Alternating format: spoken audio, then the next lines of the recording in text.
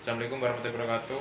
Kembali lagi dengan saya Sony Dayat, absen 31 dari 12 IPA 7. Di sini saya akan menjelaskan subbab C tentang perkembangan ilmu dan teknologi dari masa akhir Orde Baru sampai masa reformasi saat ini. Yang pertama adalah tentang hal positif dari perkembangan ilmu pengetahuan dan teknologi. Di gambar pertama tersebut ada gambar anak sekolah yang menggunakan media virtual atau pembelajaran jarak jauh atau PJJ. Itu adalah salah satu contoh dari perkembangan ilmu teknologi dalam bidang pendidikan. Selanjutnya di gambar nomor 2 itu ada orang yang melakukan komunikasi rapat kantor.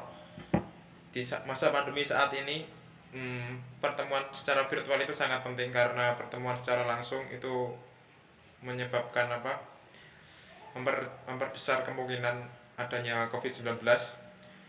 Di situ ditampilkan bahwa ada sekelompok orang yang melakukan komunikasi dengan menggunakan PC atau komputer dan berjarak jauh.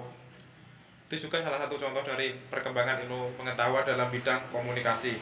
Terus itu ada gambar perkembangan industri dari abad 18 sampai abad ke-21.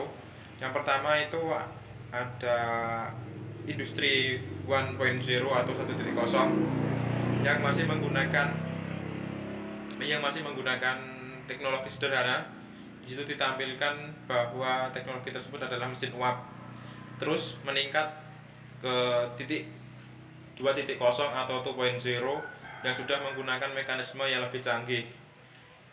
Terus berkembang lagi ke abad ke-19 yang sudah menggunakan sistem robotik semi otomatis yang masih dikendalikan oleh manusia.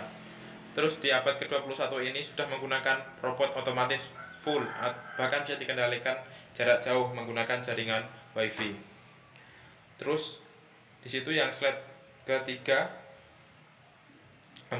kedua ditampilkan gambar kampanye politik via virtual.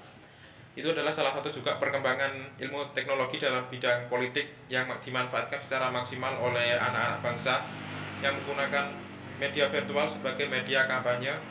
Selanjutnya di gambar kedua ada gambar presiden beserta jajarannya sedang melakukan rapat secara virtual dan disiarkan langsung secara virtual juga yang bisa diketahui oleh masyarakat langsung saat itu juga melalui media internet seperti website resminya kementerian dan bisa lewat channel YouTube-nya kementerian. Terus slide yang ketiga yaitu dampak negatif dari perkembangan ilmu pengetahuan dan teknologi. Gambar pertama ada seorang anak yang bermain game. Memang terlihatnya tidak begitu negatif, tapi di sebagian kasus ini anak-anak terlalu kecanduan dengan menggunakan handphone. Dari pagi, siang, malam, ketemu pagi lagi, ya main handphone terus. Bahkan mereka lupa belajar, lupa mengerjakan tugas, lupa menjalankan kewajiban. Yang muslim yang sholat, yang nonis ya sesuai ibadah, sesuai kepercayaan masing-masing, itu sampai lupa. Bahkan ada seorang kasus anak yang handphonenya itu disita dan dilarang main game. Ini depresi akut, bahkan sampai gila, bahkan sampai mau mengancam orang tua, mau membunuh orang tua dan lain sebagainya. Terus itu ada yang gambar kedua ada seorang yang menyendiri dan terlihat murung atau depresi. Ini juga dampak negatif dari berkembang teknologi dalam hal komunikasi yang pada awalnya digunakan untuk mempermudah suatu komunikasi dan pada akhirnya saat ini justru malah menghalangi komunikasi.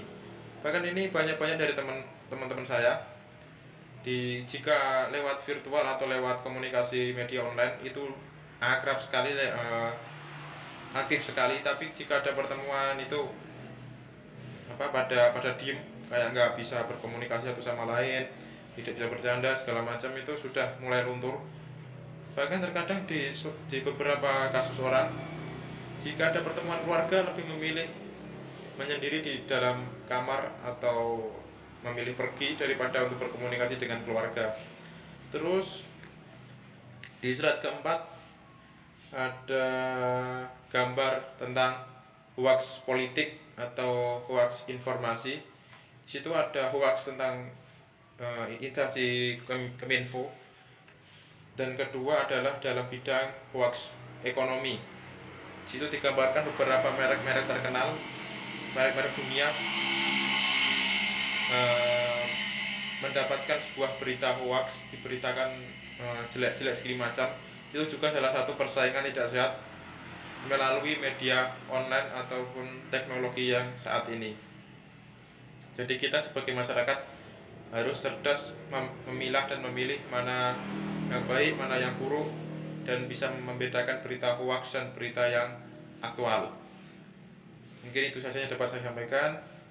Kurang lebihnya saya minta maaf. Wassalamualaikum warahmatullahi wabarakatuh.